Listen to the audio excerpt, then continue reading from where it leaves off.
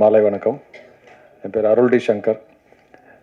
இந்த படத்தில் நிறைய ஹீரோயின்ஸ் பண்ணுறாங்க. பட் இவங்க வந்து ரொம்ப ஒரு போல்டான ஒரு ரோல்லாம் எடுத்து பண்ணுறாங்க. வேறு லெவலில் பர்ஃபார்ம் பண்ணிருக்காங்க. Nice working with ma'am. And நிச்சயமாக படம் பிடிக்கும்னு நான் நம்புகிறேன். என்ன ரொம்ப சார் இந்த அந்த 4 கதையில் வந்து நம்மளது பயங்கர போல்டாக நிற்கும் அப்படின்ட்டு ரொம்ப ஸ்ட்ராங்காக இருந்தேன். அப்புறம் மற்றதெல்லாம் கொஞ்சம் கேட்கும்போது பார்த்தா பயம் வந்துடுச்சு. ஐயோ நம்மளதோட இன்னும் அவங்களது நல்லா இருக்குமோன்ற மாதிரி. இன்னும் முழு படம் நானே பார்க்கல. என் போர்ஷன் மட்டும் எங்களுக்கு தெரியும். ரொம்ப பிடிச்சிருக்கு. உங்களுக்கு யாரும் பிடிக்கும்னு நினைக்கிறேன். Thank you so much. பத்திரிகையாளர்கள் எல்லாருக்கும் வணக்கம். Once upon a time Madras இந்த படத்தில் எனக்கு வாய்ப்பளித்த ஆனந்த் சார், ப்ரொடியூசர் ஆனந்த் சாருக்கும், எங்கள் டைரக்டர் பிரசாத் சாருக்கும். பிரசாத் சார் வந்து நான் அந்த படத்தோட ஸ்டேட்டஸ் வச்சுருந்தேன். அப்போது அந்த ஸ்டேட்டஸ் பார்த்துட்டு விஜய் சேதுபதி அண்ணா, மக்கள் செல்வன் கால் பண்ணி, டேய் பரத் சார் ஒரு படம் பண்ணுறாரு, அந்த படம் பண்ணி பண்ணுறியாடா அப்படின்னு கேட்டார். ஆமாண்ணே அப்படின்னு. அந்த டைரக்டர் வந்து ஒரு மாதிரி அம்மன் படத்தில் வில்லனா அடிச்சாரு சண்டா, அந்த மாதிரி இருப்பானாடா அப்படின்னு கேட்டார். ஆமாண்ணே அப்படின்னு. டேய் அவன் என் ஸ்கூல் ஃப்ரெண்டு தான்டா, அவன் கொஞ்சம் கோவக்காரன், எப்போ நல்லா பண்ணுறானா அப்படின்னா. நல்லா பண்ணுறாருண்ணே அப்படின்னு சொன்னேன். அவன் நல்லா வரணுண்டா அப்படின்னு சொல்லிட்டு வாழ்த்துக்கள் சொன்னார். வாழ்த்துக்கள் சார். எனக்கு வாய்ப்பு அளித்ததுக்கு நன்றி சார். பரத் சார் கூட நடித்ததில் ரொம்ப சந்தோஷம். ரொம்ப ஹம்புளாக அந்த ஒரு சாங் வரும், அதில் வந்து துப்பாக்கி வச்சுட்டு ஒரு பாட்டு பாடுவேன். ஐயோ உன் சுருக்கில் கண்ணை வச்சேன். அது ஃபஸ்ட்டு டேரக்டர் வேண்டான்ட்டார். இல்லை கொஞ்சம் அது பரத் சார் இல்லை நல்லா இருக்குங்க, அது வைங்க அப்படின்னு சொல்லிட்டு. Thank you sir. உங்கள் கூட நடித்ததில் ரொம்ப நன்றி. எல்லாருக்கும் நன்றி. தேங்க்யூ. ஆக்சுவலாக இவர் ரொம்ப அடக்கி வாசிக்கிறாரு. அடுத்த வருஷம் வந்து தவிர்க்க முடியாத காமெடினா தமிழ் சினிமாவில் இருப்பார். ரொம்ப அடக்கமாக இருக்கார். அடுத்ததாக வந்து பவித்ரா. ஃபர்ஸ்ட் ஆஃப் ஆல் எல்லாருக்கும் வணக்கம். ரொம்ப சாரி என்னால் எழுந்து நின்று பேச முடியல. ஒரு டிஸ்க் சர்ஜரி, ஸ்பைனல் டிஸ்கில் ஒரு சர்ஜரி பண்ணி இப்போ தான் ரெக்கவர் ஆகிட்டுருக்கேன். Once upon a time in Madras வந்து ரொம்ப க்ளோஸ் டு மை ஹார்ட் இந்த படம். எதுக்குன்னா டெஃபினட்டாக இந்த படத்தை பார்த்ததுக்கப்புறம் பார்க்குறது 100 பேர் பார்த்தா ஒரு 10 பேர்த்துலையாவது அவங்க லைஃப்பில் ஒரு சில சேஞ்சஸ் அவங்க பண்ணிப்பாங்க. அந்த மாதிரி சில விஷயங்களை இலைமறை காய்மறையாக சொல்லியிருக்காங்க இந்த படத்தில். ரொம்ப சட்டிலாக ரொம்ப அழகாக அதை போர்ட்ரே பண்ணியிருக்காங்க. ஸோ இந்த மொத்த படத்துலேயே எங்களோட போர்ஷன் மட்டும்தான் கொஞ்சம் ப்ரீஸியாக இருக்கும். மொத்த படமுமே சீரியஸாக போயிட்டுருக்கும்போது அதில் நடுவில் ஒரு சின்ன ப்ரீஸி போர்ஷன்னா அது நாங்கள் பண்ணியிருக்கிற போர்ஷன் மட்டும்தான். அண்ட் பர்சனலாகவே நான் ப்ளே பண்ணியிருக்கிற அந்த கேரக்டர் என்னால் கனெக்ட் பண்ணிக்க முடிஞ்சுது. ஏன்னா அனிதா ஆன் ஸ்க்ரீன் எப்படியோ அப்படி தான் நிறையா விதத்தில் பவித்ராவும். ஸோ என்னால் ரொம்ப கனெக்ட் பண்ணி ஒர்க் பண்ண முடிஞ்சுது. And to be a part of a film with such huge star cast and people with so much passion, அதில் நம்மளும் இருக்கோம் அப்படிங்கிறது வந்து ரொம்ப சந்தோஷமாக இருக்குது. அண்ட் இப்படி ஒரு படத்தில் நமக்கு ஒரு பார்ட் கிடச்சிருக்கு அப்படிங்கிறதே ரொம்ப பெருமையான விஷயமாக தான் இருக்குது. இதில் ஒர்க் பண்ண எல்லாருமே from the producer to the last person இந்த செட் வரைக்குமே ஒரு குரூப் எஃபர்ட்டாக தான் இந்த படம் உருவாயிருக்கு. யாருமே வந்து இது தனக்காக பண்ணிக்கிட்ட விஷயங்கிறத தாண்டி இது ஒரு படமாக ஒரு ப்ராஜெக்டுக்காக எல்லாருமே அவங்களோட 100-200% கொடுத்து இந்த படத்தில் ஒர்க் பண்ணியிருக்கோம்.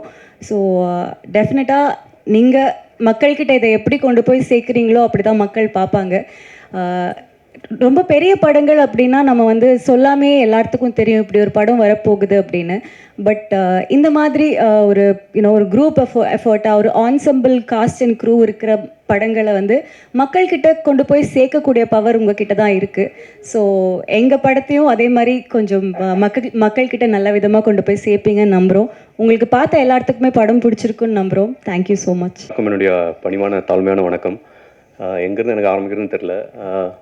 முதல்ல என்றைக்குமே ப்ரொடியூசர் தான் ரொம்ப இம்பார்ட்டன்ட். ஒரு படம் ஆரம்பிக்கிறது கண்டிப்பாக அதில் ஆனந்த்ஜிக்கு என்னுடைய மொதல் ஸ்டெப்க்கு என்னுடைய வாழ்த்துக்களும், அதே போல் இந்த படத்தில் எனக்கு வாய்ப்பு கொடுத்ததுக்கு நான் நன்றி தெரிவிச்சுக்கிறேன்.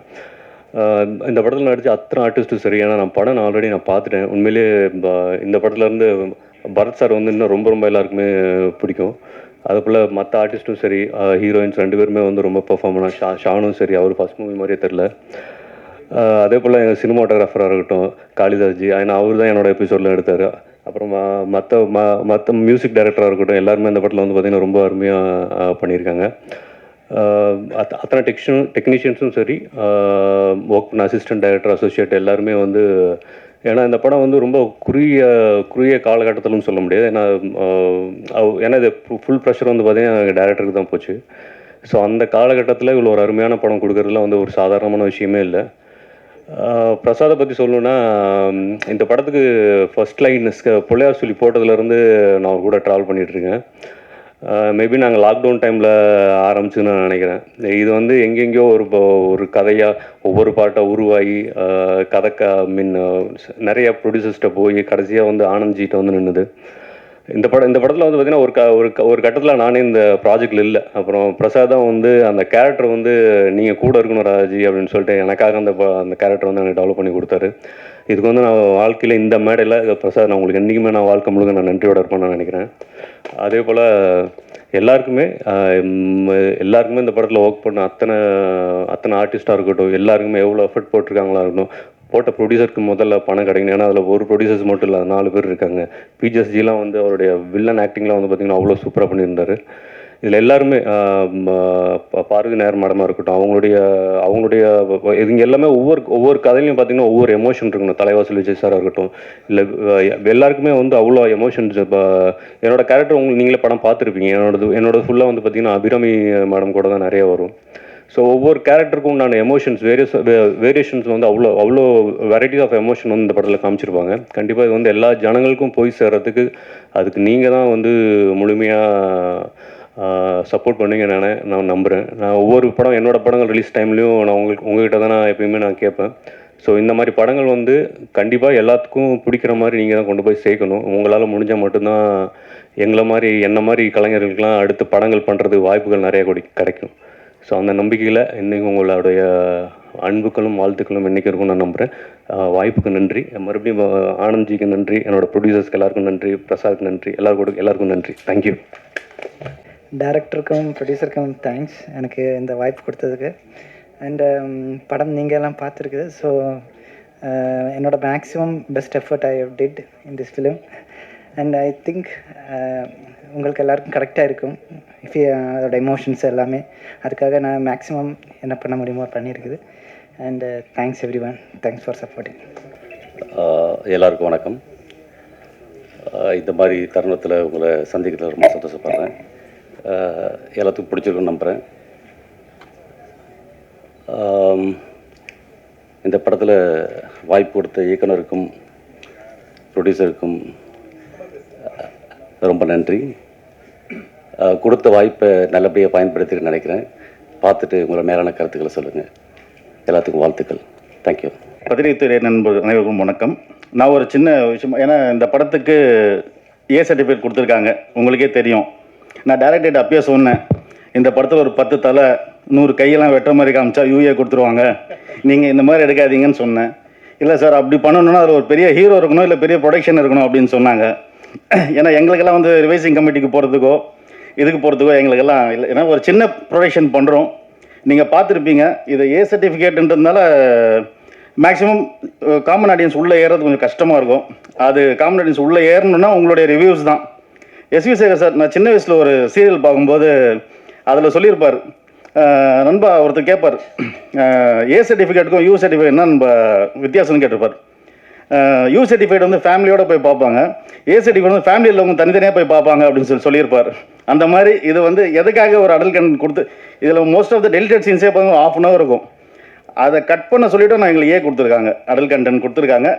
நீங்கள் படம் பார்த்துருக்கீங்க, அது என்ன ரீசனுக்காக கொடுத்தாங்கன்னு சொல்லிட்டு உங்களுக்கு தெரிஞ்ச அதுவும் கொஞ்சம் ரிவ்யூவில் சொல்லுங்கள்.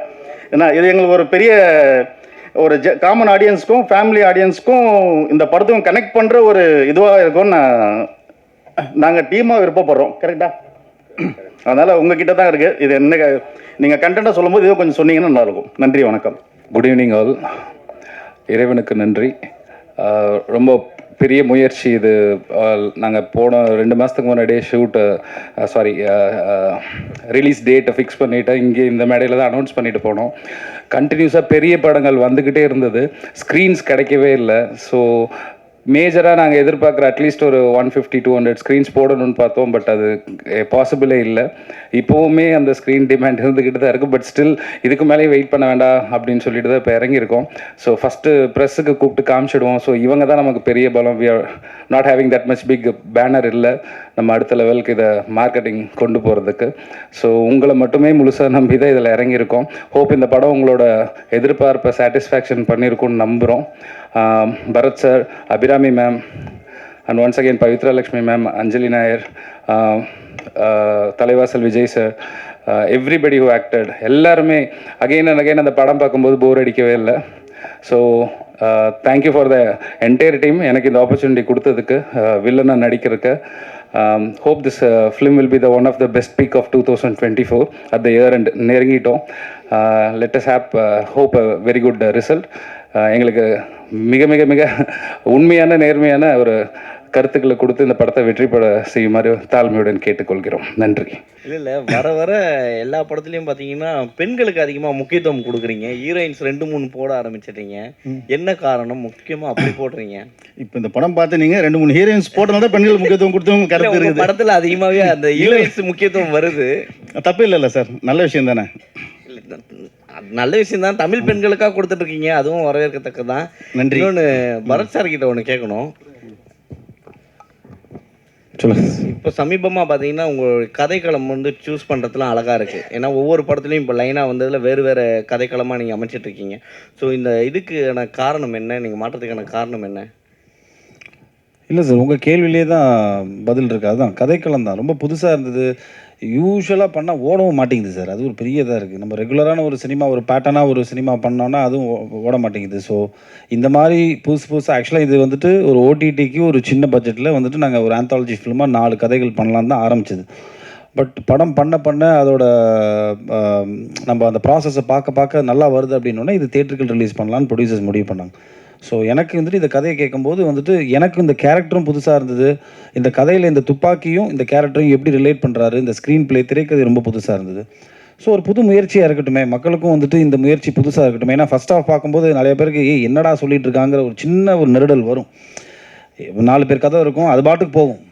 பட் செகண்ட் ஆஃப் பார்க்கும்போது தான் வந்துட்டு எனக்கு இந்த காளிதாஸில் தான் நடந்தது. ஃபஸ்ட் ஆஃப் பார்த்துட்டு வெளியில் வந்தோன்னே ப்ரெஸ்ட்டை கேட்கும்போது என்ன ஜி பார்த்துட்டு சொல்கிறேன் ஜி அப்படி போயிட்டாங்க. செகண்ட் ஆஃப் பார்க்கும்போது தான் அந்த ஃபஸ்ட் ஆஃப்லேருந்து என்னென்ன அந்த மாதிரி தான் இந்த படமும். ஸோ இந்த படம் வந்துட்டு அந்த அடிப்படையில் பார்க்கும்போது கதையாக ரொம்ப புதுசாக இருந்தது. பர் சார் கோ ப்ரொடியூசர் சொன்னார் இந்த மாதிரி ஏ சர்டிஃபிகேட் யூ சர்டிஃபிகேட்லாம் பாகுபாடு பார்க்குறாங்க அப்படின்னு. உண்மையிலேயே அப்படி பாகுபாடு பார்க்குறாங்களா? உங்களோட கருத்து என்ன? இந்த படத்தோட சப்ஜெக்ட் உங்களுக்கே தெரியும் சார். அது சென்சார் போர்ட்டில் யார் பார்க்குறாங்கிற ஒவ்வொரு மைண்ட் செட்டை பொறுத்து இருக்குது சார். இப்போ இந்த கதையில் வந்துட்டு பார்த்தீங்கன்னா வந்துட்டு பிளட் ஷெட் கிடையாது. எனக்கு நான் நேபாளின்னு ஒரு படம் பண்ணேன். அந்த படத்தில் பார்க்கும்போது வந்துட்டு நிறையா பிளட் ஷெட் இருக்கும், உங்களுக்கு ஆக்ஷன் நிறையா இருக்கும். அதே மாதிரி வந்துட்டு கொஞ்சம் சில சென்சுவலான சீன்ஸ் இருக்கும், வல்கரான சில சீன்ஸ்லாம் இருக்கும். அதெல்லாம் வந்துட்டு ரிமூவ் பண்ணுன்னு சொல்லி ரிமூவ் பண்ணியே திருப்பி ஏ சர்டிஃபிகேட் தான் கொடுத்தாங்க. ஸோ இப்போ இருக்கிற சென்சார் போர்டில் அப்போயே அப்படி தான் ஸ்ட்ரிக்டாக இருந்தாங்க. ஸோ இப்போவும் கொஞ்சம் ஸ்ட்ரிக்டாக தான் இருக்காங்க. பட் இந்த படம் பார்த்திங்கன்னா கொஞ்சம் சோஷியல் மெசேஜ் நிறையா இருக்கும், கொஞ்சம் சில கருத்துக்களை கொஞ்சம் நிறையா வந்துட்டு உள்ளடக்கி வச்சுருப்பார் டைரக்டர். ஸோ பட் என்னை பொறுத்த வரைக்கும் நான் யூஏ தான் எதிர்பார்த்தேன் ஆக்சுவலாக. அப்படி ஒன்றும் பெருசாக ஏ சர்டிஃபிகேட்டுக்கான ஒரு கண்டென்ட் மாதிரி இது தெரியல. பட் அஃப்கோர்ஸ் சென்சார் போர்டோட அந்த மைண்ட் செட்டை பொறுத்து தான் இருக்குது சார். இப்போது டைரக்டர் சார், அதாவது மாநகரம் படத்துக்கு பிறகு ஒரு நீட்ஃபுல்லான ஹைபர் லிங்க் படமாக இந்த படத்தை நாங்கள் பார்க்குறோம். ஆனந்த ஒரு தயாரிப்பாளராக கிடைச்சதில் எங்களுக்கு பெரிய சந்தோஷம். சந்தோஷமாக இருக்குது சார். ஃபஸ்ட்டு ரிவ்யூ நீங்கள் தான் இப்போ கொடுத்துருக்கீங்க. ஏன்னா எங்கள் படத்தை நாங்களே உட்காந்து முன்மொழிஞ்சிட்டு இருக்கோம் மேடையில். நான் தான் சொன்னேன் நிறுத்துங்க, அவங்க பார்த்துட்டு கேட்கட்டும், கேள்வி கேட்டால் தான் ஏதோ ஒன்று சொல்லுவாங்கன்னு. ரொம்ப சந்தோஷம் சார். சரி, எங்ககிட்ட இருந்து ஒரு நல்ல தயாரிப்பாளர் வந்திருக்கிறதுல எங்களுக்கு ரொம்ப சந்தோஷம். அப்புறம் டைரக்டர்கிட்ட ஒரு கேள்வி. இந்த படத்தில் வந்து ஒரு துப்பாக்கி பல கதைகளில் ட்ராவல் ஆகுது. எல்லா கதைகளுக்குமான தீர்வையுமே அந்த துப்பாக்கி தான் தருது. இது வந்து வன்முறையை முன்வைக்கிறது மாதிரி ஆகாதான்? நிச்சயமாக நீ கேள்வியில் நியாயம் இருக்குது. அதுக்கு தான் நான் செகண்ட் பார்ட்டுக்கு ஒரு லீடு வச்சுருக்கேன். ஸோ அந்த செகண்ட் பார்ட்டில் வந்து கண்டிப்பாக அதை வந்து நீங்கள் துப்பாக்கி தீர்வாக இருக்காது அப்படிங்கிறத நம்புகிற மாதிரி ஒரு கதை பண்ணுவேன் கண்டிப்பாக. பரத் சார், சார் முன்னாடிலாம் உங்களை வந்து காண்டாக்ட் பண்ணோன்னா ஒரு கதாசிரியர் வந்து கதை சொல்லணும், ப்ரொடியூசர் வந்து கதை சொல்லி டேரக்டர் கதை சொல்லும்போது எனக்கு ஃபுல் ஃபிச்சாக வந்து என் ஸ்டோரியில் நான் மட்டும்தான் இருக்கணும்னு சொல்லிட்டு ஒரு விஷயம் போயிட்டு இருந்தது. ஆனால் இப்போ வந்து நீங்கள் கதை கலகம் வந்து டோட்டலாக மாற்றிட்டீங்க. இப்போ வந்து 4 ஸ்டோரியில் நீங்கள் ஒரு சின்ன பார்ட் தான் பண்ணியிருக்கீங்க. இது எப்படி இருக்குது? ஏன்னா இதே மாதிரி ட்ராவல் பண்ணுவீங்களா, இல்லை வந்து திருப்பி ஃபுல் ஃபிட்ஜாக தான் பண்ண போகிறேன்னு சொல்லிட்டு ஒரு விஷயம் நடக்க போதா? இல்லையே சார், அப்படிலாம் கிடையவே கிடையாது சார். அப்படின்னா நான் ஒரு வெயில் பண்ணியிருக்க மாட்டேன், ஒரு கடுகு பண்ணியிருக்க மாட்டேன். ராஜகுமாரன் சார் என் கூட நடித்தார், வெயில் பண்ணியிருக்க மாட்டேன். இல்லைனா வந்துட்டு ஒரு அழகாக இருக்கிற பயமாக இருக்கிறது ஒரு படம் அருண் குமாராக இருந்த டைமில் நான் அவர் கூட பண்ணேன். ஸோ எனக்கு என்னை பொறுத்த வரைக்கும் ஒரு கதையில் நம்மளுக்கு என்ன இருக்குது, அதே மாதிரி இந்த கதையை வந்துட்டு என்னோடய போர்ஷனுக்கு நான் ஹீரோ சார். சின்ன பாட்டு கிடையவே கிடையாது. நீங்கள் இதை ஒரு பொதுப்படையாக பாருங்கள், படமாக பார்க்கும்போது என்னோடய போர்ஷனுக்கு நான் ஹீரோ. ஒவ்வொரு போர்ஷனுக்கும் அவங்கவுங்க வந்துட்டு ஒரு முக்கியத்துவமான ஒரு கதாபாத்திரமாக பாருங்கன்னு தான் சொல்கிறேன். அதான் இது ரெகுலரான ஒரு ஹீரோ ஹீரோயின், ஒரு காமெடியன், ஒரு 4 ஃபைட்டு அந்த மாதிரி பார்க்கணும்னு நினைக்கிறவங்களுக்கு இந்த படம் பிடிக்காது. ஒரு கண்டென்ட் பேஸ்டாக பார்க்கணும், 2 மணி நேரம் வந்துட்டு நம்மளுக்கு ஒரு திரைக்கதை இன்ட்ரெஸ்டிங்கான ஒரு ஃபிலிம் பார்க்கணுன்னா பார்க்கலாம். ஸோ அந்த அடிப்படையில் தான் நான் எப்போவுமே அப்படி தான் பண்ணிகிட்டு இருக்கேன் சார். என்னோட பேட்டர்ன் ஆஃப் ஃபிலிம்ஸ் அப்படி தான் இருந்திருக்கு. ஒரு சில படங்கள் ஆமாம் ஹீரோயிசம் ஃபிலிம்ஸ் பண்ணி ஆகணும் சார், கமர்ஷியலுக்கு நம்ம பண்ணி தான் ஆகணும். ஸோ அப்படி தான் நான் அதை பார்க்குறேன். டைரக்ட் சார், இது ஸ்டார்டிங் ஓப்பனிங்கில் ஒரு இன்சிடென்ட் சொல்லியிருப்பீங்களே, அது ஆக்சுவலாக ஒரிஜினல் நடந்தது தானே? ஆனால் அது கேஸ் இதுவாகிருக்கு. ஆனால் நீங்கள் சொல்கிறது வந்து சினிமாட்டிக்காக நீங்கள் அந்த புல்லட் மட்டும் வெளியில் வந்துருச்சு அப்படின்றத மட்டும் நீங்கள் எடுத்திருக்கீங்கல்ல, அதை மையப்படுத்தி தானே எடுத்திருக்கீங்க? ஆமாம், அதை மையப்படுத்தி தான் எடுத்திருக்கேன். அதில் ரைஃபிள் இருக்கும். இதில் வந்து கதைக்காக நான் என்ன பண்ணேன், 9mm பிஸ்டலாக மாற்றிக்கிட்டேன். சரி, அஞ்சலி நாயர் கூட ஒரு கேரக்டர் ரெடி பண்ணியிருக்கீங்களா? அது அவங்ககிட்ட சொல்லும்போது அவங்க என்ன இது காமிச்சு உங்ககிட்ட ரியாக்ஷன் ஏதாவது இருந்தது அவங்க பேசும்போதே? ஏன்னா கதை அவ்வளோ போல்டாக இருக்கும் அதில். ஏன்னா அவங்க ஒரு ஹஸ்பண்டை தாண்டி இன்னொருத்தவங்க நம்மளை யூஸ் பண்ணுறாங்கன்றது தெரிய வரும்போது ரொம்ப இதுவாக இருக்கும்ல. ஸோ அது அவங்க எப்படி எடுத்துக்கிட்டாங்க நீங்கள் சொல்லும் போது கதையை? உடனே ஒத்துக்கிட்டாங்க கதை சொன்ன உடனே. இதுக்கு முன்னாடி ஒரு 2-3 ஆர்டிஸ்ட் சொன்னேன், அவங்க வந்து கொஞ்சம் பயந்துட்டாங்க, இது வேறு மாதிரி ஏதாவது வந்துடுமோ அப்படின்னு பயந்துட்டாங்க. அப்புறம் அஞ்சலிக்கிட்ட சொல்லும்போது பார்த்திங்கன்னா நான் வந்து வாட்ஸ்அப்பில் தான் சொன்னேன், வீடியோ காலில் தான் சொன்னேன். கதை கேட்டோன்னா கிளைமேக்ஸ் கேட்டோன்னா ஒத்துக்கிட்டாங்க, நான் பண்ணுறேன்னு சொன்னாங்க. அஞ்சலி மேடம், நீங்கள் நெடுநல் வாடகை வந்து அவ்வளோ ஹோம்லியாக நடிச்சிங்க. இது வந்து கதை சொல்ல வேண்டாம், அதிகமாக வன்முறை எடுத்தது நீங்கள் தான். இந்த இதை எப்படி பார்க்குறீங்க? ஆஸ் அன் ஆக்டர் நமக்கு புதுசாக ரோல் பண்ண நிறைய ஆசை இருக்கும். நானே இந்த இண்டஸ்ட்ரி வரும்போது நான் பார்க்குறது சேம் ஸ்டோரி, சேம் ஸ்கிரிப்ட் பண்ணுற மாதிரி எனக்கு தோணிடுச்சு. ஸோ சார் இந்த கதை சொல்லும்போது அஃப்கோர்ஸ் என் மனசில் எனக்கு தோணுச்சு ஆடியன்ஸ் எப்படி பார்ப்பாங்க. பிகாஸ் ஆடியன்ஸ்க்கு நான் இது வரைக்கும் பண்ணுற படம் தே ஹேவ் அன் இமேஜ். அது பாசிட்டிவாக எடுத்துக்கலாம், நெகட்டிவாக எடுத்துக்கலாம். பட் நான் ஆஸ் அன் ஆக்டர் எனக்கு அந்த ஸ்டோரி கன்வின்சிங்காக தோணிடுச்சு. அதுவும் தாண்டி டிரெக்டர்கிட்ட I had trust like he will take it properly. So and I think actually நீங்கள் தான் என்கிட்ட சொல்லணும் உங்களுக்கு எப்படி பிடிச்சிருக்கா? தேங்க்யூ. டேரக்டர் சார், படத்தில் வந்து ஒரு பார்ட் வந்து ஜாதி சம்மந்தமாக ஒரு விஷயம் வச்சுருக்கீங்க. எப்பவுமே வந்து ஜாதியை பற்றி பேசினாவே நான் என்னென்னா ஒரு லெவலில் வந்து கொஞ்சம் ஏற்றி சொல்லுவாங்க. ஆனால் நீங்கள் சட்டெல்லாம் சொல்லியிருக்கீங்க. ஆனால் வந்து அந்த ஜாதி பெருமையை காட்டுறதுக்காக ஒருத்தர் சொல்கிற போது இந்த இடத்துல அந்த சோஷியல் இஷ்யூஸ் இங்கே நிறைய இருக்குது, சரிங்களா? அது ஏதாவது உங்களுக்கு வந்து பாதிக்குமா? இல்லை புரியல, உங்கள் கேள்வி எனக்கு புரியல, சாரி. என்னென்னா இப்போ வந்து ஜாதி பெருமை பேசுகிறவங்க தான் வந்து கீழ்மட்ட ஜாதியை வந்து கொல்றாங்கன்னு சொல்லிட்டு ஒரு விஷயம் வச்சுருக்கீங்க. ஸோ அது வந்து இந்த கொல்றதுனால இப்போ இருக்கிற சிச்சுவேஷனுக்கு, ஏன்னா இப்போ இருக்கிற வந்து ஜாதி நீங்கள் கூட பார்த்துருப்பீங்க மலம் கலந்த விஷயம்லாம் நடந்திருக்கு. ஸோ இந்த விஷயம் வந்து இந்த படத்துக்கு பாதிக்குமா? கண்டிப்பாக பாதிக்காதுங்க, நான் அப்படி ஒன்றும் சொல்லி அதில் இல்லை. என்னென்னா ஜாதி பெருமையை பேசுகிறவங்க தான் வந்து ஜாதி கீழே இருக்கிறவங்க வந்து கொல்றாங்க, சரிங்களா? ஏன்னா அவங்க எதிர்க்க முடியாத லெவலில் வந்து கீழ் ஜாதி ஆளுங்க இருக்காங்களா? இல்லை, அப்படிலாம் இங்கே யாருமே இல்லை. இப்போ இந்த கதைக்கு அது தேவைப்பட்டுச்சு அப்படின்றதுனால தான் அதை வச்சேனே தவிர அப்படி யாரும் இல்லை. இங்கே ஓரளவுக்கு எல்லாமே படிக்க ஆரம்பிச்சிட்டாங்க. எல்லாமே ஓரளவுக்கு சென்னையை பொறுத்த வரைக்கும் அந்த பாகுபாடு கொஞ்சம் ஓரளவுக்கு கம்மியாக தான் இருக்குது. சார் இந்த சென்னையில் நான் சென்னையில் பிறந்து வளர்ந்தேன், அதனால் அப்படின்னு நினைக்கிறேன். சார் இந்த கதைகள்லேயே வந்து அபிராமியோட கதை தான் எனக்கு ரொம்ப பிடிச்சிருந்தது.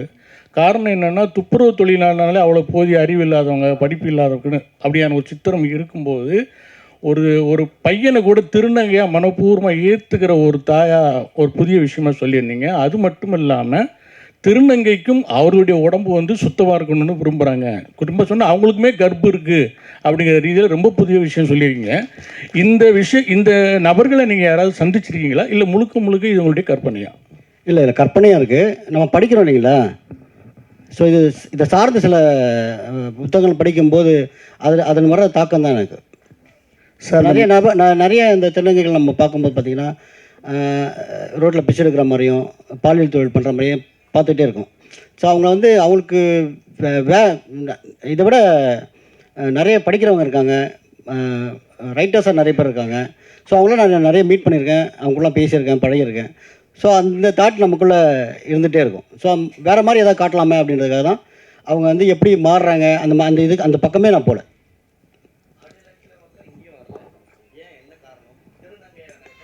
இல்லை, நாங்கள் இன்வைட் பண்ணியிருக்கோம். அந்த லாஸ்ட் டைமாக இன்வைட் பண்ணோம், இப்போ இன்வைட் பண்ணோம். கொஞ்சம் பிஸியாக இருக்காங்க. அவங்க வந்து மிஸ் யூனிவர்ஸ் வந்து செகண்ட் ப்ரைஸ் வின் பண்ணியிருக்காங்க. ஸோ அதனால் வந்து நிறைய அவங்களுக்கு வந்து ஆட் ஃபிலிம்ஸும் நிறைய வருதுன்னு நினைக்கிறேன். அதனால் அவங்க மாடலாக இருக்காங்க அவங்க. சார் 4 கதைகளையும் ஒன்றோட ஒன்று இணைச்சிருக்கீங்க. அதே சமயத்தில் ஒவ்வொரு கதைக்கும் ஒரு முடிவு வச்சுருக்கீங்க. இந்த கதை வந்து கரெக்டாக சுவாரஸ்யமாக இருக்குமா அப்படின்னு எந்த நொடியில் நீங்கள் நினச்சிங்க? சார், ஒவ்வொரு கதையும் வந்து பண்ணும்போது பார்த்தீங்கன்னா சுவாரஸ்யமாக முதல்ல எனக்கு இருக்கணும். அந்த முடிவுக்கு நம்ம ஒரு கதை பண்ணும்போது இது சுவாரஸ்யமாக எனக்கு இருந்தால் தான் நான் அந்த கதையை வந்து மற்றவங்களுக்கு சொல்லவே ஆரம்பிப்பேன்.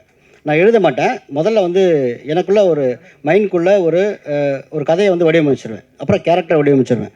அதுக்கப்புறம் தான் வந்து மற்றவங்ககிட்ட ஷேர் பண்ணுவேன். அப்போ அது சுவாரஸ்யம் வந்த அப்புறம் தான் நான் அவங்ககிட்ட ஷேரே பண்ணுவேன். அதை சார் 4 ப்ரொடியூசரில் ஒரு ப்ரொடியூசர் சொன்னார், இங்கே 4 ப்ரொடியூசரில் ஒரு ப்ரொடியூசர் சொன்னார். என்ன சொன்னார்னா, ஸ்டேஜில் இந்த படத்தில் வந்து எனக்கு வந்து புரியவே இல்லை, ஏன் ஏசிடி கொடுத்தாங்கன்ட்டு. நீங்கள் கதை சொல்லும் போது கண்டிப்பாக இந்த கண்டென்ட்லாம் சொல்லியிருப்பீங்க. அவர் ஏற்கனவே 7G எடுத்த டேரக்டர் அண்ட் ப்ரொடியூசரு, சரிங்களா? அவருக்கே புரியலன்னா மற்றவங்களுக்கு எப்படி புரியும்? ஒரு நிமிஷம்.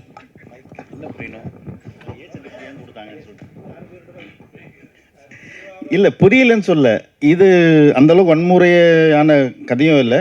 அந்தளவுக்கு நம்ம பிளட் ஸ்குவாஷோ இப்போ ரீசெண்டாக ஒரு படம் பார்த்து ட்ரில் இந்த பக்கம் போட்டு இப்படி வருது பார்த்தா இதுனா சொல்லி அது யூஇயர் நம்ம எதுவாக சொல்லலை. அப்போ நம்ம ரொம்ப எக்ஸ்பெக்ட் பண்ணோம். இதில் வந்து நீங்கள் இப்போ ஆல்மோஸ்ட் டெலிவரி சீன்ஸ் நம்ம நெக்ஸ்ட்டு பண்ணுறோம். ஒரு 25 மினிட்ஸ் நம்ம கட் பண்ணிடுவோம். ஃபுட்டேஜ் கட் பண்ணிவிட்டு மறுபடியும் போயும் நமக்கு அதே சர்டிஃபிகேட் தான். அப்போ நம்ம கட் பண்ணாமல் இருக்கலாம் இல்லையா? அதுவும் வந்து தப்பான இதில் ஆர்கியூமெண்ட்ஸ் தான், டிஸ்கஷன்ஸ் தான். அதெல்லாம் கட் பண்ணிட்டு சொல்லிட்டாங்க. இது நெக்ஸ்ட் இதில் நான் இன்னும் நம்ம அதில் என்னென்ன சேஞ்சஸ் பண்ணியிருக்கோம்னு சொல்லிட்டு நாங்கள் நெக்ஸ்ட் இதில் சொல்கிறோம். அது டேரக்டர் சொன்னதான் நல்லாயிருக்கும் நினைக்கிறேன். சார் 20 நிமிஷம் வந்து இந்த படத்தோட ஃபுட்டேஜை வந்து எடிட் பண்ண வச்சுருக்காங்க. அதாவது பிளட்டுனால ஏதோ ஒரு காரணத்தினால பண்ணியிருக்காங்கன்னு சொல்கிறீங்க. அப்போ சின்ன படங்களை வந்து சென்சார் வந்து வஞ்சிக்குதா? சார், இது என்ன தான் கேட்டிங்களா? எனக்கு தானா? ஓகே சார், இது வந்து எனக்கு முதல் படம்ன்றதுனால எனக்கு அது தெரியல. நான் இப்போ அங்கே போனேன், உனக்கு யூஏ வேணுமா ஏ வேணுமான்னு கேட்டாங்க. ஸோ யூஏனா இவ்வளோ கட்டுருக்கு, ஏன்னா இவ்வளோ கட்டுருக்குனாங்க. யூஏல பார்த்தீங்கன்னா கண்டென்ட்டே வந்து அவங்க வந்து தூக்க சொல்கிறாங்க ஒரு கண்டென்ட்டே. இப்போ அஞ்சலினோட போர்ஷன் பார்த்துருப்பீங்க, அதில் முக்கியமான போர்ஷன்லாம் வந்து கட் பண்ண சொல்கிறாங்க. ஸோ அப்படின்னா வந்து படம் பார்க்குற சுவாரஸ்யமே இருக்காது. ஸோ அதனால் வந்து ஏ கொடுத்தாலும் பரவாயில்ல, கண்டென்ட் தான் எனக்கு வேணும்னு சொல்லிட்டு நான் வாங்கியிருக்கோம். நான் ப்ரொடியூசர்கிட்ட டிஸ்கஸ் பண்ணேன். அவர் என்ன சொன்னார், ஸ்ட்ராங்காக சொன்னார், நீங்கள் வாங்க பரவாயில்ல பார்த்துக்கலாம் அப்படின்னு சொல்லிட்டாரு. பரத் சார்,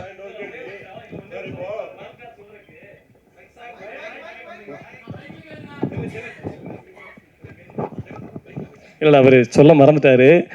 என்னன்னா, சென்சாரில் வந்து முக்கியமான சில போர்ஷனு கதையிலே வேறு மாதிரிலாம் விஷயங்கள் இருக்குதுன்னு சொல்லி எடுக்க சொன்னாங்க. பரத் சார் இவங்க 3 பேர் காரில் ட்ராவல் பண்ணும்போது சமூக நீதி சார்ந்து நிறைய டைலாக்ஸ் வச்சுருந்தோம். அதாவது 3 மதத்துக்காரங்க அந்த காரில் பயணிப்பாங்க.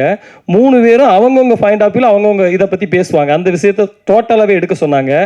அப்புறம் வந்து அந்த கண்டென்ட்டை தூக்க சொல்லிட்டு அவர் இயக்குனர் என்கிட்ட சொன்னது ஞாபகம் இருக்குது. நான் வந்து இங்கே ஒரு ஹோட்டலில் ஒரு ப்ரொமோஷனில் இருக்கும்போது வந்து இந்த மாதிரி இந்த டைலாக்லாம் சேஞ்ச் பண்ணணும் சென்சாரில் சொல்கிறாங்க அப்படின்னு சொன்னார். அப்போ நான் கேட்டேன், நீங்கள் வந்து அவங்ககிட்ட ஃபைட் பண்ணலாமே, நீங்கள் அவங்ககிட்ட பேசலாம், நம்ம உங்களுக்கு ரைட்ஸ் இருக்கே அப்படின்னு கேட்டேன். அதுக்கு அவர் சொன்ன பதில் தான் நாங்கள் பதிவு பண்ண நினைக்கிறேன். என்ன சொன்னார்னா, அவங்க டிஸ்கஷனுக்கு வரல, ஆர்டர் போடுறாங்க.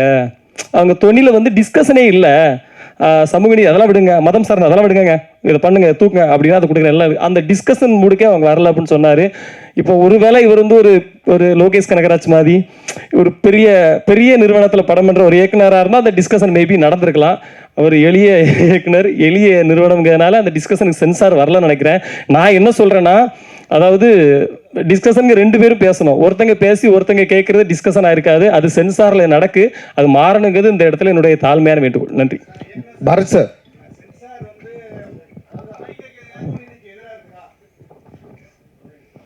சார் அதான் சொன்னேனே, இது வந்து எனக்கு முதல் படம்ன்றதுனால அவங்க எப்படி என்கிட்ட நடந்துக்கிட்டாங்க, இப்படி தான் நடந்துப்பாங்களான்றது எனக்கு தெரியல. இதுதான் ஃபஸ்ட்டு படம்ன்றதுனால. ஸோ அடுத்த படத்தில் இந்த மாதிரி கொஞ்சம் தெளிவாக இருப்பேன்.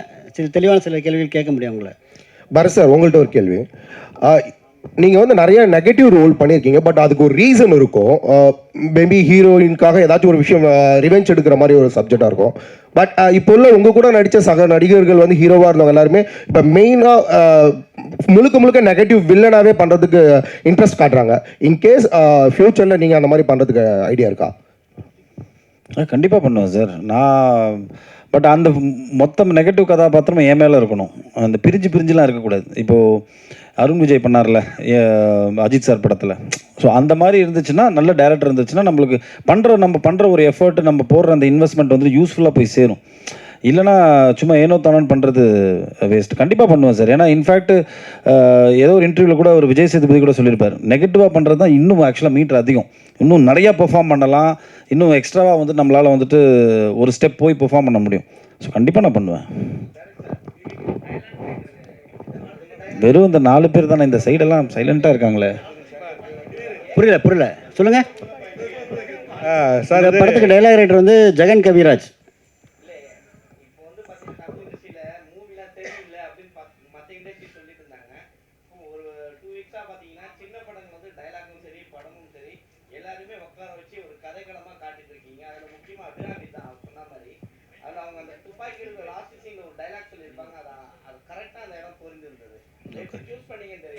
இல்லை, அது வந்து நாங்கள் டிஸ்கஸ் பண்ணோம். முதல்ல டிஸ்கஸ் பண்ணிட்டு இது அதிகமாக வந்து நான் இவர்கிட்ட ஜெகன் கிட்ட தான் நிறைய டிஸ்கஸ் பண்ணுவேன். ஸோ அப்போது வந்து பிளான் பண்ணவும் இப்படி பண்ணலாமான்னு கேட்டேன்.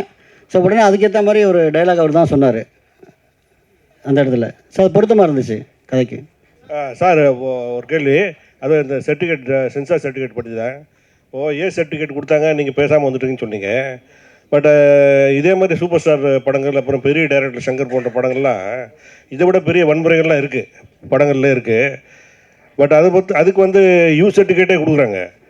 அதை பற்றி நீங்கள் ஃபைட் பண்ணாமல் வந்தீங்க? உங்களுக்கு யாராவது அட்வைஸ் பண்ணலையா? அதை பற்றி நீங்கள் இப்போ அந்த மாதிரி பெரிய டைரக்டர் பெரிய படங்களுக்கு கொடுக்குறத பற்றி நீங்கள் என்ன நினைக்கிறீங்க? இப்போ பெரிய ஹீரோக்கள் படங்களுக்கு யூ சர்டிஃபிகேட் கொடுத்துட்றாங்க. அது எத்தனை பேரை கொண்டாலும் சரி, 100 பேரை கொள்றாங்க, 1000 பேரை கொள்றாங்க, அந்த மாதிரிலாம் நடக்குது. அதுக்கெல்லாம் யூ சர்டிஃபிகேட் கொடுக்குறாங்க. பட் இதில் வந்து அவ்வளோ பெரிய வன்முறையெல்லாம் ஒன்றும் இருந்த மாதிரிலாம் தெரில. துப்பாக்கி சூடு மட்டும் தான் தெரியுது, வேறு ஒன்றும் தெரில. ஒவ்வொரு படத்தில் 1000 துப்பாக்கி, பலாயிரம் துப்பாக்கி, பீரங்கெல்லாம் கொண்டு வந்து சுடுறாங்க. ஆனால் இந்த படத்தில் அந்த மாதிரிலாம் ஒன்றும் இல்லை.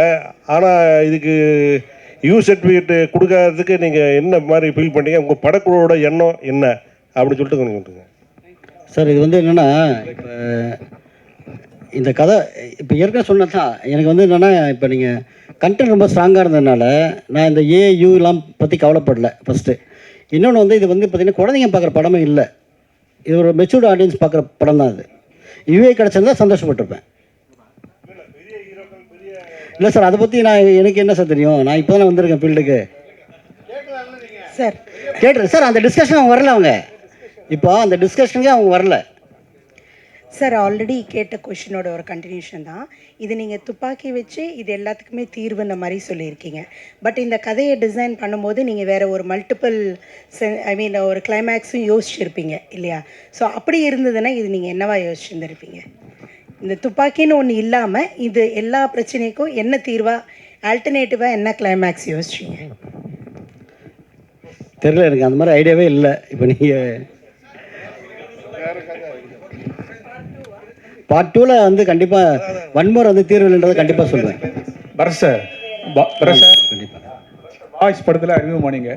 அதே படத்தில் தான் சித்தார்த் அறிமுகமானார். உங்கள் படமும் 13ஆம் தேதி ரிலீஸு, சித்தார்த் படமும் மிஷ்யூ ரிலீஸு. இந்த போட்டி எப்படி பார்க்குறீங்க?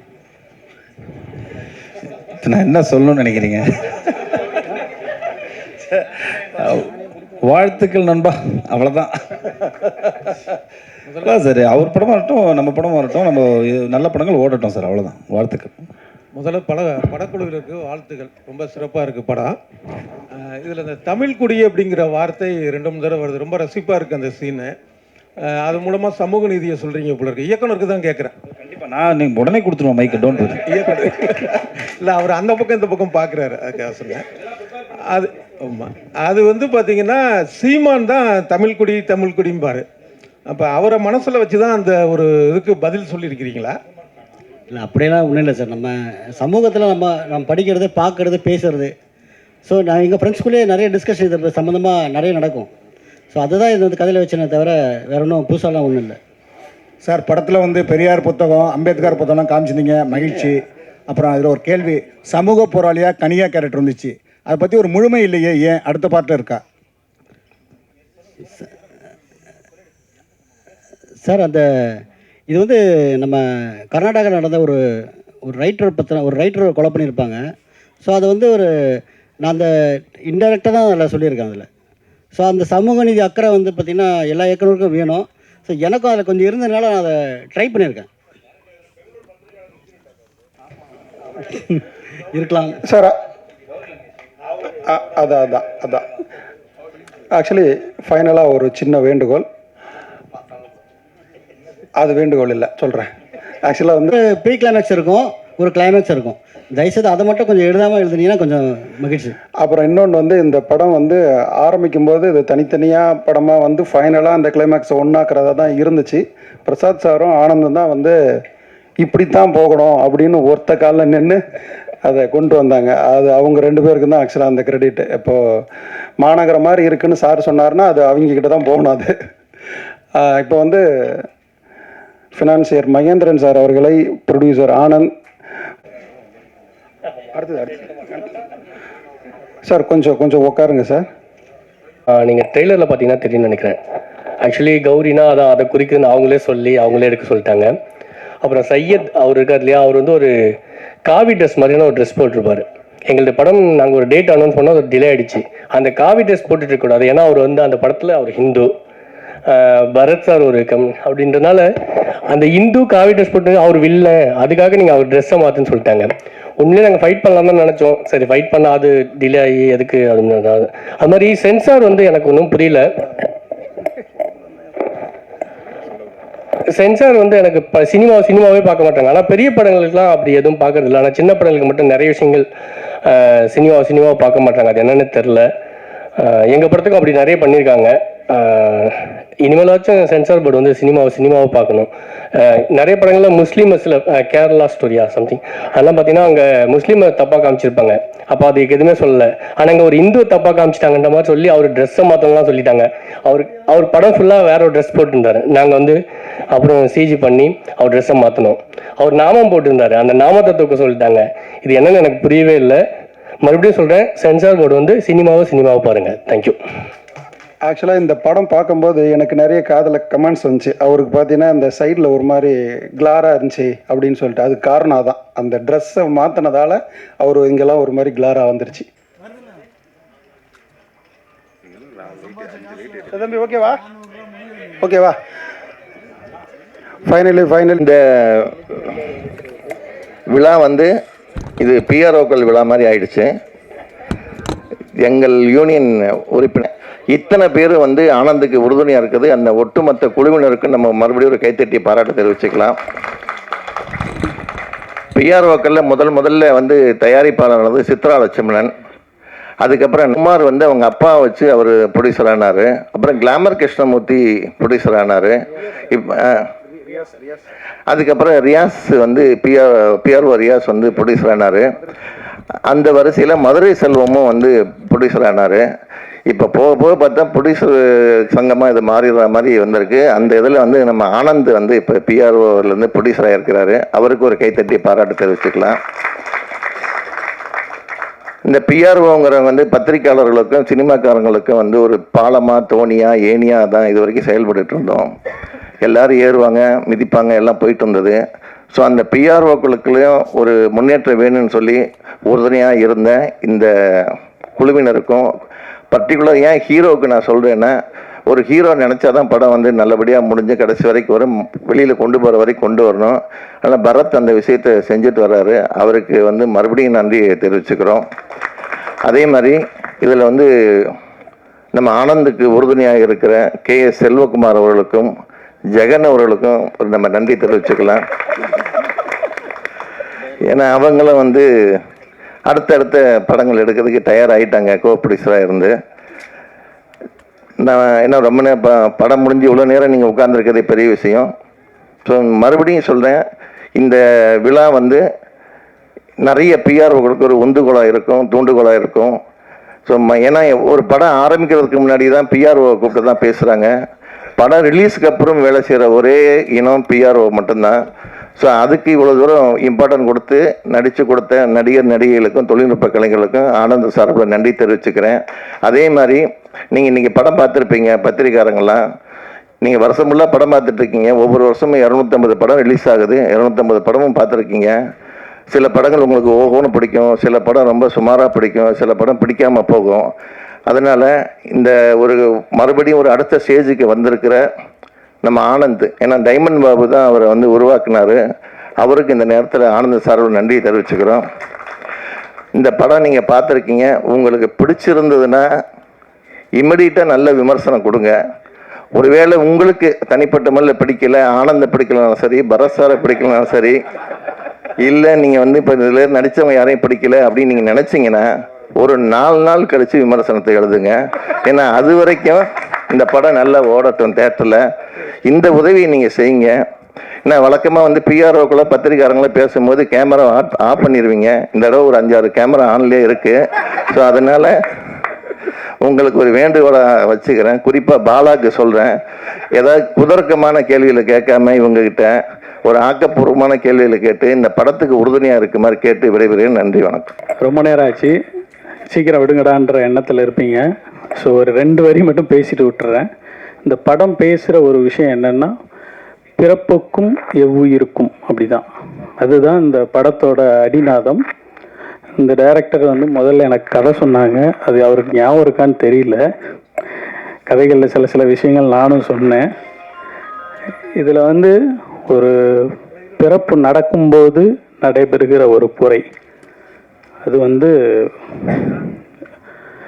ஆணுக்கும் பெண்ணுக்கும் இல்லாமல் பிறக்கிற ஒரு குறை. அடுத்தது வந்து பிறந்த பிறகு நடக்கிற ஒரு குறை. அதுக்கப்புறம் வளர்ந்த பிறகு அவனுக்கு தேவைப்படும் போது அவன் ஏற்படுத்துகிற ஒரு குறை. அதுதான் இப்போ பரத் சார் பண்ணியிருந்தது. இந்த மாதிரி எல்லா குறைகளையும் கடைசியாக என்ன நிவர்த்தி பண்ணுகிறது, எந்த மாதிரியான முறைகள்லாம் அவங்க அணுகி அதுக்கு முடிவு தேடிக்கிறாங்க அப்படிங்கிறது தான். வன்முறைன்னு நிறைய பேர் கேள்வி கேட்டீங்க. நடக்கிற ஒரு வன்முறைக்கு இன்னொரு வன்முறை பதிலாகுது. ஏற்கனவே அவங்க நம்ம மீது ஒரு அம்பை எய்தும்போது நம்ம பதிலுக்கு ஒரு அம்பு எய்தா அது வன்முறைன்னு நம்ம சொல்கிறோம். ஏற்கனவே அவன் எய்த அம்பை வந்து நம்ம மறந்துடுறோம். ஒருத்தன் நம்மளை பாதிக்கப்பட வச்சான், அதனால் நம்ம இன்னொரு பாதிப்பை ஏற்படுத்தணும் அப்படிங்கிறது தான் இந்த படம் பேசுது. ஸோ உங்களோட முழுக்க சப்போர்ட்டை எங்களோட ஆனந்துக்கும் உதவியாளர் சொல்லணும் தம்பி, சரி, என்னோட தம்பி கேஎஸ்கே செல்வா அவர்களுக்கும் மற்றும் நம்மளுடைய ஐயாவளி ஜெகன் அவர்களுக்கும் இது மிகச்சிறந்த ஒரு பதிவாக இருக்கணும்.